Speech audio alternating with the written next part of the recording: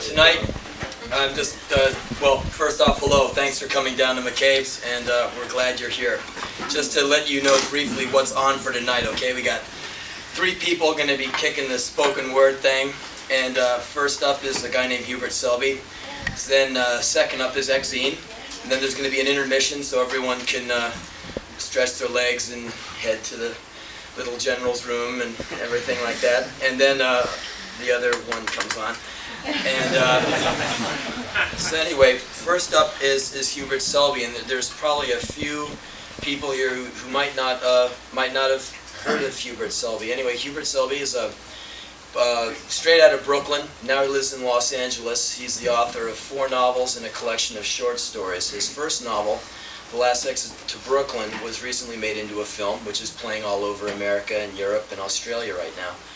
And he lives in Los Angeles now, and he does shows together with me. We've been to Europe together. We go up and down California, and he recently appeared on a spoken word album called Our Fathers Who Aren't in Heaven. So, yeah, it's good stuff. And his nickname is Cubby, and that's how we all know him, by Cubby. And so I think you guys are going to really dig him because he's awesome. So, let's have a big round of applause for Cubby, okay?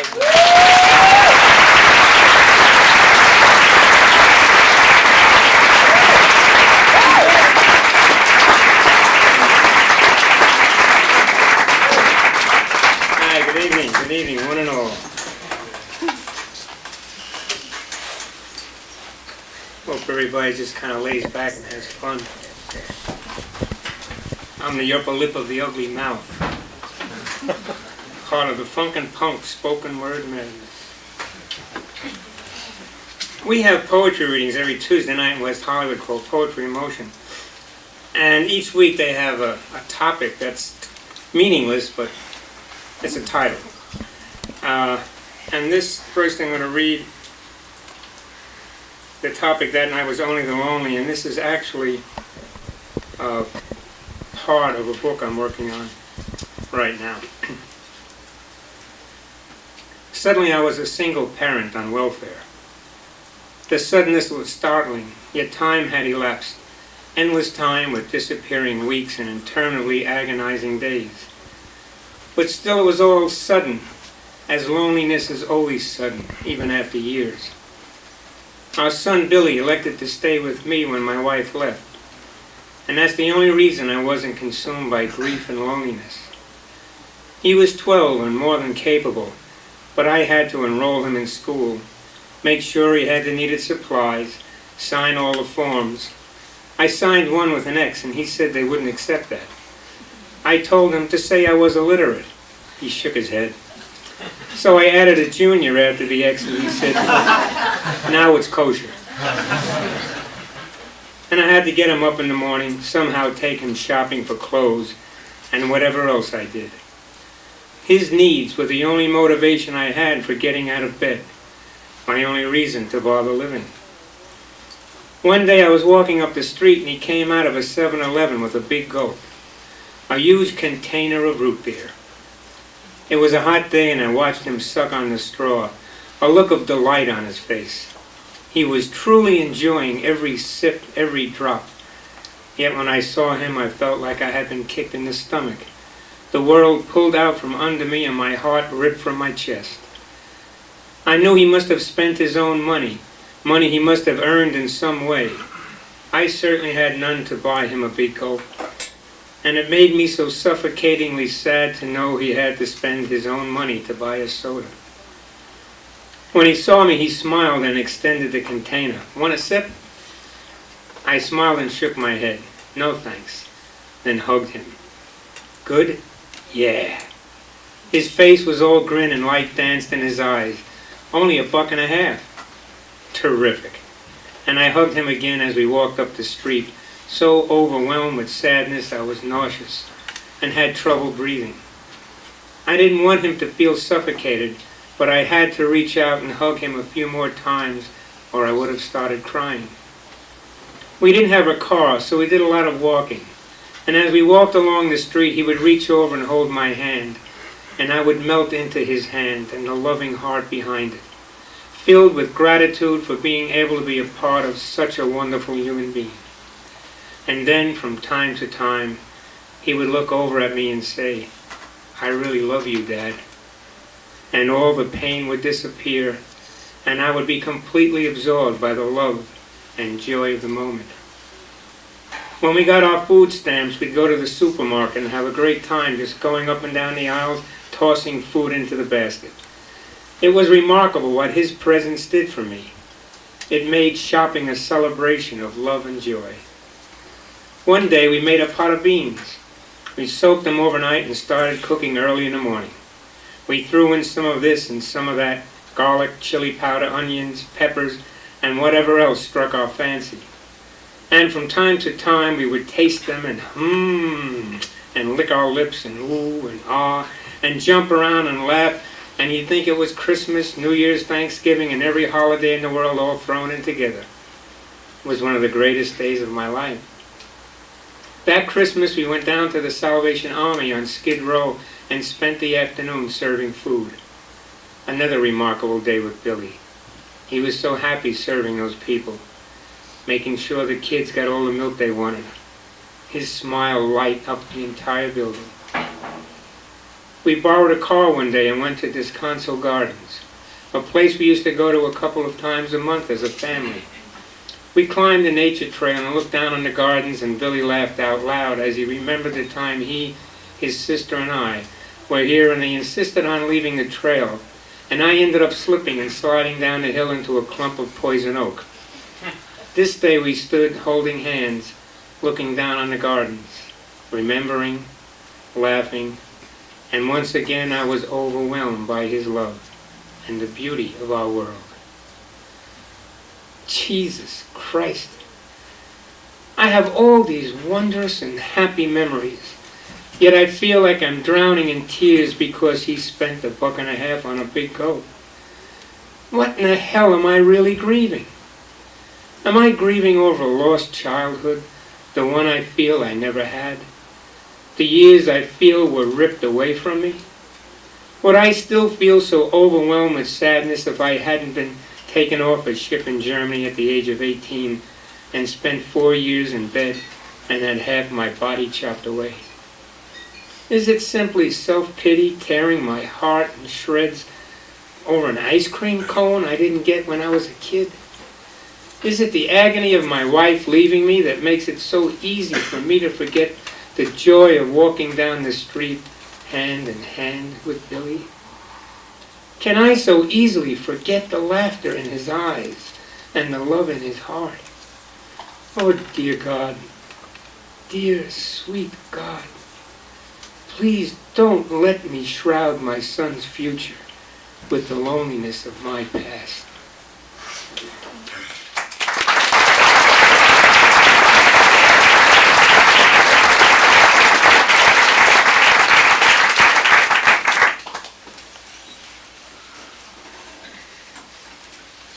This is another part of the same book, and this night it was It Takes One to Know One.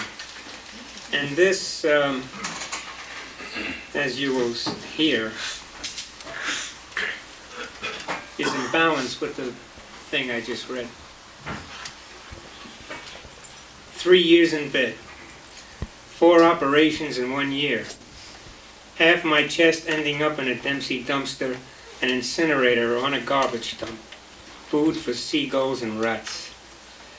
Endless, torturous, godless nights and interminable, painful, fatherless days. Where were you, Pop? Sliding off a bar stool and pissing your pants? Or passed out in the cellar, fetally curled on a pile of coal ashes? And how far away were the garbage cans that held the remnants of life in that building, as the gulls and rats held the remnants of mine in savage beaks and yellow teeth? Every 3 weeks, another operation, another 3 ribs removed. More of the breath of life collapsed and squeezed into submission.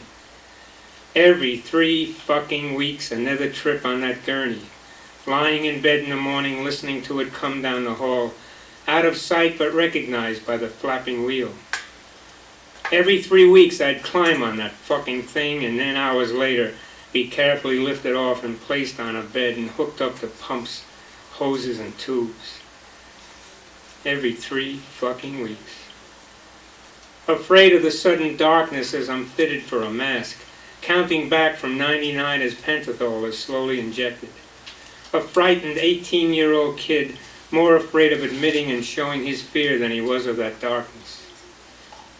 And every 3 weeks I'd come to in the recovery room, and Mom would be there wiping my head, rubbing my lips with an ice cube, smiling, reassuring, saying something, and she was always alone. Did she conceive me by herself? Am I the product of an immaculate conception? Am I a new Messiah, here to talk about the Father's love and then be crucified on the cross of your indifference? Jesus Christ, Pop, where the fuck were you? Every 3 weeks, Pop. Every 3 weeks until they collapsed one side and then cut on the other. Christ, I hungered for you, Pop, as much as I struggled to breathe. They were cutting the breath of life out of me to keep me alive, and you seemed to be denying me the reason to take the next breath. Every 3 weeks I'd come to and reach out to you, but couldn't find your hand. I loved you, Pop. I admired, respected, hated, resented, and feared you, but I loved you. Couldn't you simply make the trip of a few miles? Or is the trip from the bar an endless one that knows no distance but only impossibility? You wouldn't have had to say anything, not even laugh your nervous laugh. Just sit for a minute and perhaps touch me. You broke my heart, Pop. I thought you were a man among men, but you broke my heart. I didn't know then that you felt so guilty about my dying that you felt like a murderer. So how could you come and watch your only child, your son, waste away to airless nothingness, when in your heart of hearts and your tortured mind, all you heard over and over was murderer, murderer, or from time to time the sweet seduction of murderer. I survived the loss of ribs and lungs, what they call vital capacity. And I survived the greater loss in my heart. I left the hospital and roamed the streets, passing out in doorways and snowbanks, dragged home by friends in drunken stupors. And you talked to me, finally. You told me I was worrying my mother because of my drinking. I fucking knew shit. My drinking. I looked at you silently, hung my head in a proper contrite fashion, sneering at you while looking at the tips of my shoes. You cleared your throat a few times and left for the bar. In due time, so did I. I wandered, wondered, drank, brooded, and in time dragged a booze-loaded body up the hill that overlooks the harbor. And my mind had a strange and unknown sense of clarity. And somewhere within me I cried. Tears rolled down my cheeks, but the cry of anguish was deep within me. And I cried out to something to help me find my father. Cried out to something that could clear away the tears of self-pity and judgment so I could find him. And I remembered standing at the top of the stairs just a few weeks before, screaming at your back as you staggered out the door, "That's it! Leave, you drunken son of a bitch! Looking at you is like looking in a mirror!" I didn't hear myself then, but on that hill I did. I continued looking, but now my perception was slowly changing. And in time, the mirror was broken. The image shattered as I discovered the Father within. And a new image was built, created by that spirit of love. Now we no longer see through a glass darkly, but face to face, and rejoice in each other. And words are no longer necessary. But I will say them anyway. I love you, Pop, totally and unconditionally. And I thank you for loving me so much you cried yourself into a drunken sleep. God bless you, Pop. The nightmare's over.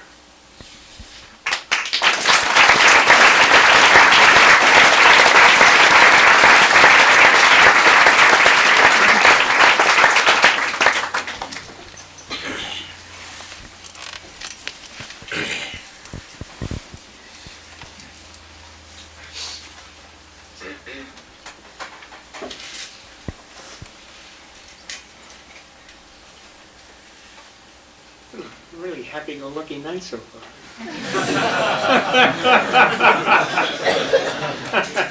Remind me to tell you the secret of life before I get off this.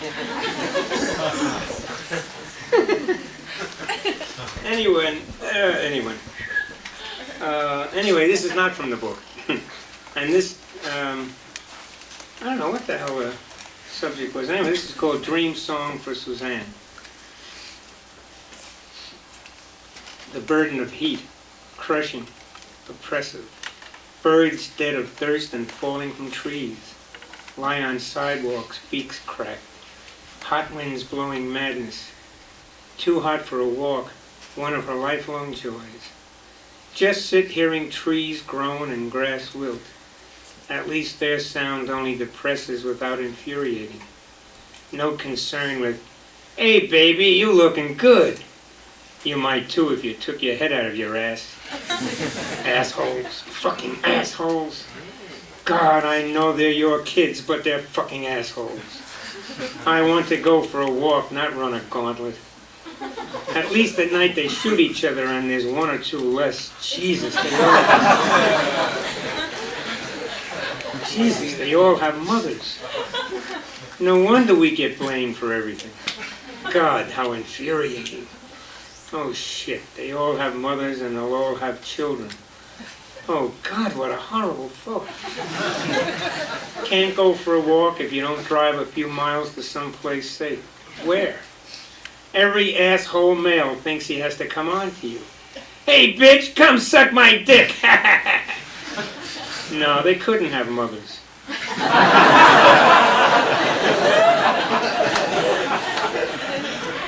Cretins. Sluggish sounds from the street. Kids sitting on stoops, waiting for hydrant to be opened, waiting for ice cream truck, waiting for something. Quiet. Unchildlike quiet. She refills the pans on the small balcony with water. Watches birds fly to tree, their wings moving so slowly through thick air, she counts the wing beats. They land just out of reach, tongues hanging, waiting to return to water. She thinks about the effort to turn and go back to the room. Even in shade, heat twists skin. The kids look so lost. Even night offers no relief. Stillness heavy, hot, always hot. Just prayers for a breeze and ability to sleep through the night. She goes back into her room, the flutter of wings immediate. Redirects the fan, but that's hopeless. Just too many days with temperatures over 100. Santa Ana hot. Oh God, some rain. Even if it's only a sprinkle. We need something, anything. But the prayer bounces off deaf ears, and it seems to get hotter. Dreaming's better. So comforting and ideal. Ideal with trees. Lots and lots of trees. A convivial forest. Light twinkling from leaves, moss, soft ground. Late spring rain. Gentle, loving, caressing, reassuring, and tender, like a considerate lover. And the drops ease themselves onto your hair, head, kiss your eyelids and cheeks, roll down your neck laughing and giggling, play little children's games rolling over leaves, bumping down tree trunks, shaking hands with the ground, and you can walk or skip or stand, just stand and breathe deeply and feel clean, sparkling, starshine clean. And the rain whispers and sings and laughs and tickles and giggles and invites you to join the game. Come play. Come play. Come play, and you follow the rain. Follow the rain. Follow, follow, follow. But the almost inaudible sighs of the kids on the stoop thrust you into the heat. You take the marbles from the flower pot. Go down the stairs. No, they don't know how to play. A circle scratched in the dirt. Hold it like this, all squatting around a small plot of ground. Marbles go sideways, backwards, laughter, more laughter, kid laughter, fun. Total commitment to the game and the fun. In your room now there's laughter, no cooler, but there's laughter. A car screeches to a stop. Music thumps loudly. Hey, Juan, where's your brother? Get out of here. You don't need to know you. Hey there, little brother. You tell him we pick him up at 8. Juan confronts them and they laugh. He wants to protect his big brother. No shooting, no killing or being killed. Music of laughter in Spanish continue. Possible to breathe. Light steps on stairs. Tap, tap, tap. Small hand on door. Faint scratch. Eyes raised from floor to waist. I have no marbles. Oh, well, I think I have some more. Marbles carefully dropped into cupped hands. 2 rattle down the stairs. Little eyes watch, remember. Marbles put in pockets. Rushes downstairs and picks up first marble. Head jerks around. It's over there.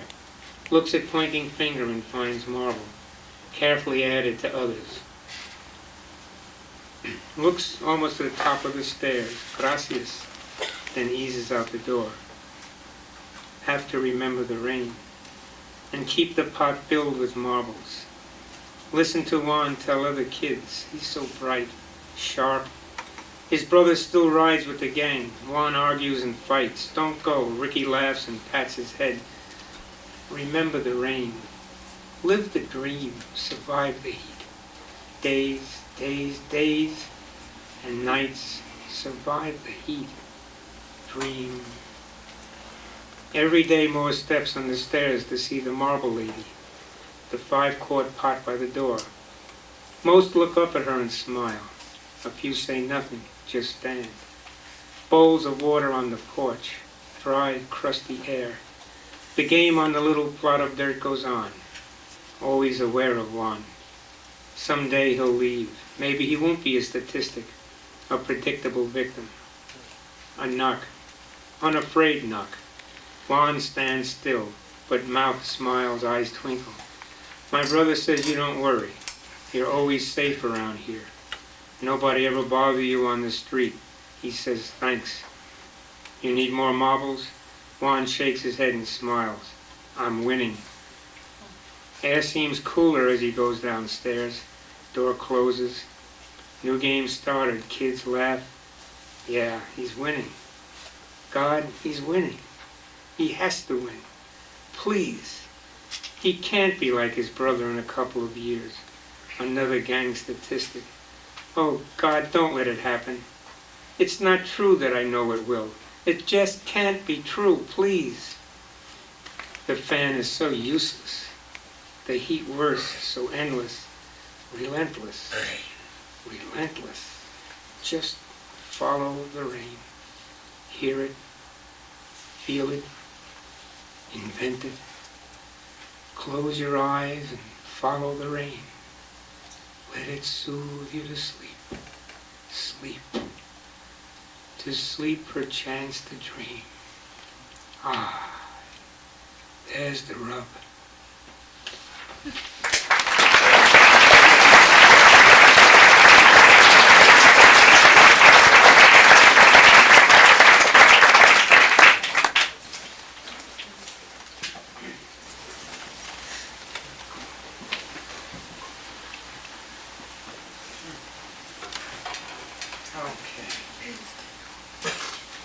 This is another few pages from that book. I don't remember if this was a subject or not. Anyway, it's called Tomorrow. Whatever. It's not that tomorrow never comes. Problem is it does. And never does what I thought it would. That's the kick in the ass. It never makes it better. When I was a kid, I thought having 35 cents would do it. And then I got 35 cents. Guess I was about 8 years old. I remember so clearly standing in front of the candy store, jiggling that money in my pocket. I stood and jiggled for hours and nothing changed. The world just went on like it always had, and always would. Don't know what I expected, but I sure as hell expected something. Like maybe one of the big guys, one of the 16-year-olds, would ask me how much I had, and I could tell him, 35 cents. Or maybe I'd grow a couple of inches, something. But nothing happened. Nothing changed. Nada. Always lots of tomorrows in other places. Like being 18 and old enough to drink legally. That's a big tomorrow. Then you can go from one bar to the next because that's where the action is. The next party, that's where it will be happening. That's where she'll be. Yeah. She, it are always just around the corner. Always in the future. That's something that will change my life. And I believed it. I fucking believed it. Actually, I started going to bars very young. My mother sent me to get my father. Sometimes I liked going because I'd get a drink. But I remember being embarrassed trying to get him up 3 flights of stairs when he was staggering and noisy. 3 flights of stairs, 8 steps in one direction, then 8 in the opposite. An endless fucking job with him bouncing off the walls and railing.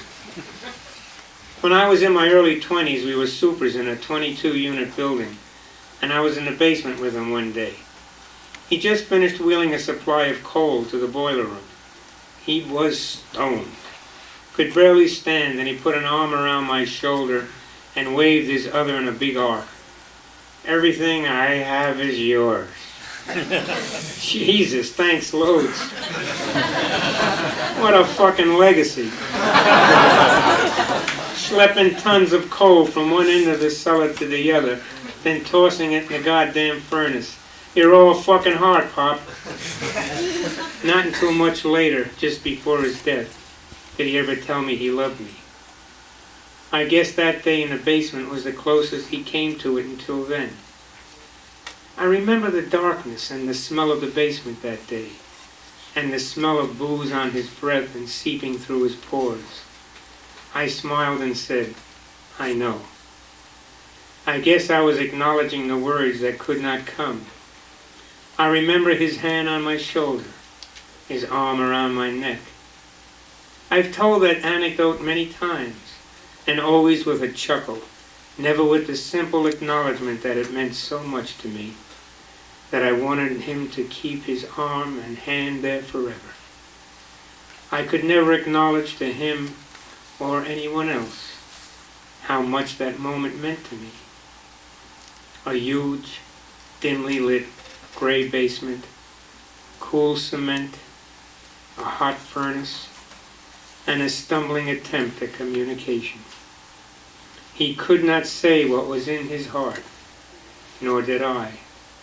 There was always a tomorrow that would take care of it, and the story is always told with a chuckle. He was a staggering, falling down drunk, but his hand and arm were light and warm and friendly and comforting.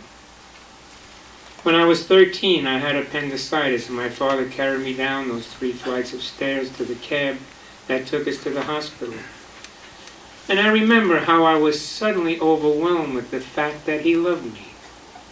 I was a big kid, taller than him by this time, and he carried me down those stairs, holding me tight, rushing as fast as safety would allow, and I have no memory of pain at that time. My head was hanging over his shoulder, and I was vaguely aware of the steps rapidly going away, of the sudden turn on each landing, and in my memory it was silent, not only no words, but no sound from his feet. I had been doubled over with severe pain for hours, and I was gone for those moments on the stairs. My arms were wrapped around his neck, and I was overwhelmed with the intensity of his love. He loves me. My father loves me. It was happening right then, not tomorrow. Yet I spent a lifetime waiting for him to say it, waiting for the tomorrow when I would hear the words, just words. Tomorrow. Everything was going to happen tomorrow. Some fucking tomorrow my father would tell me he loved me. And tomorrow always came, empty and silent. Tomorrow constantly robbed me of today, and I was unable to see what was in front of me right now.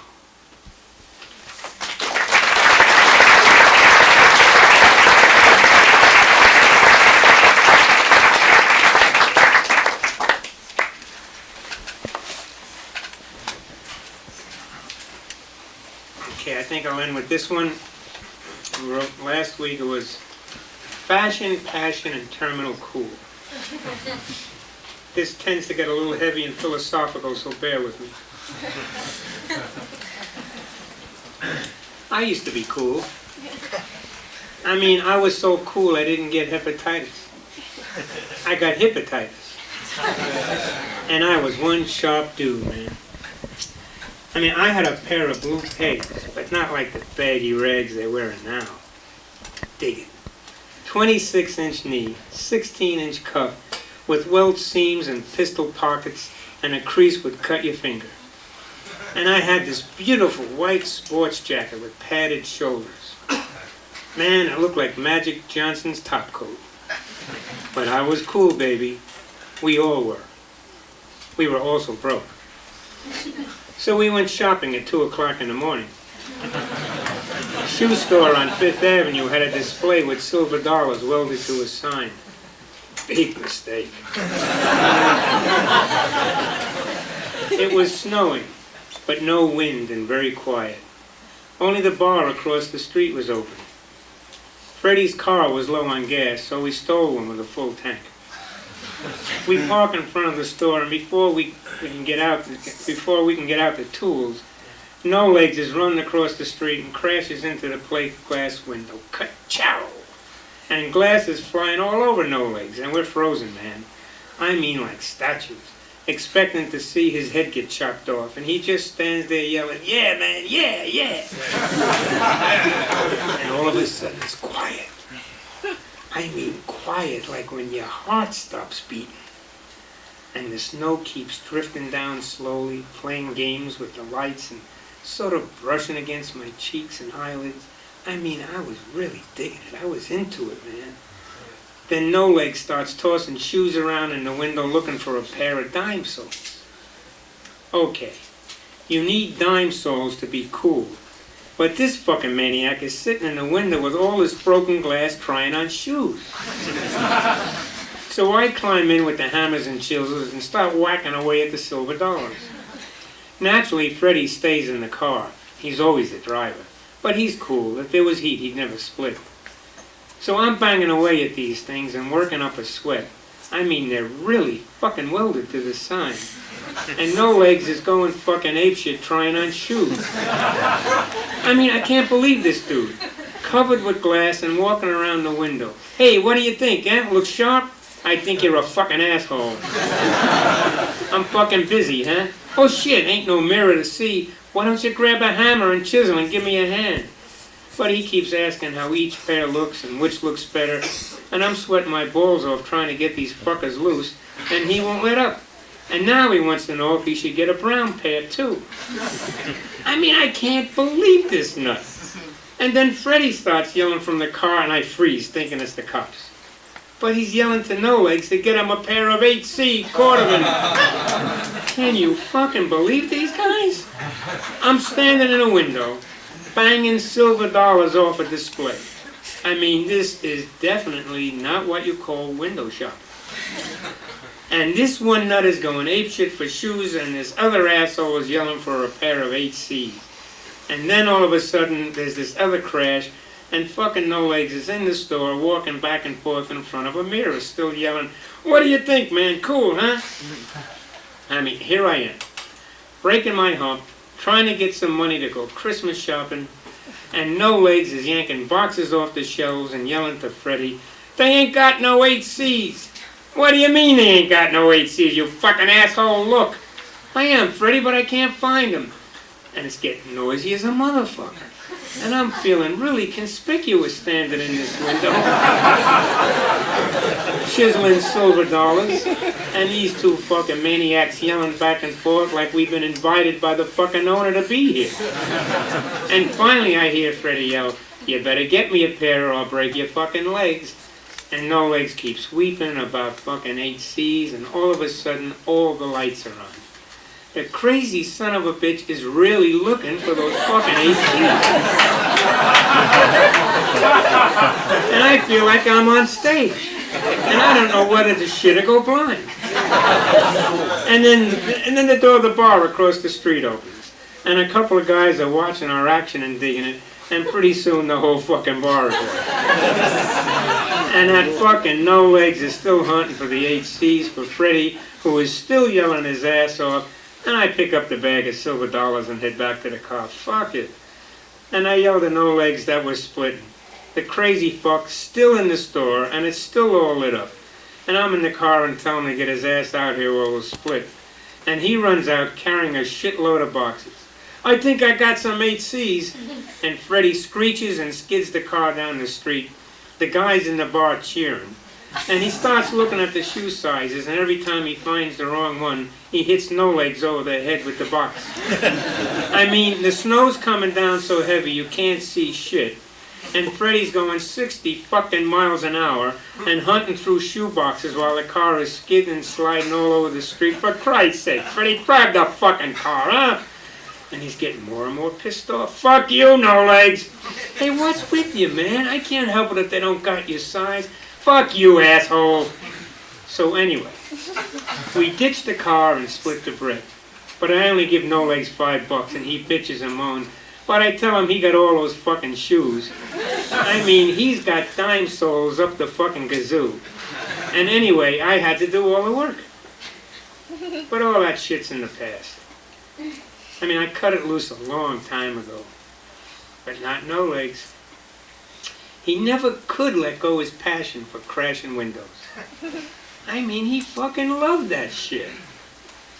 He crashed a jewelry store one night and was running away and got hit by a drunk driver and got wasted. Man, like he was dead right now. Funny thing, you know, like No Legs never did no time in his whole life. And this dude that wasted him does 3 years. So go figure.